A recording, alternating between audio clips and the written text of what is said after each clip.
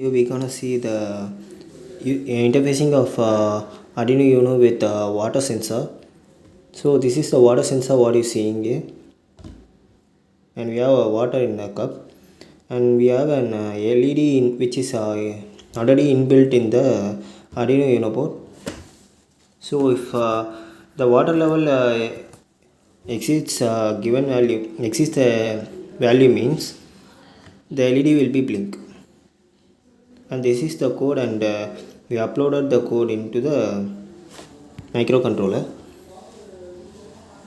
So we done. As you see, there is nothing to upload here. Everything is perfect.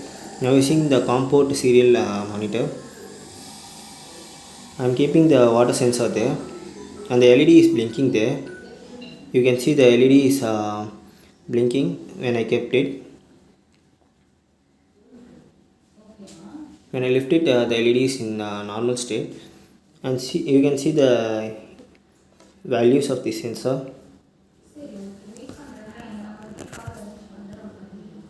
And that's it. Thank you.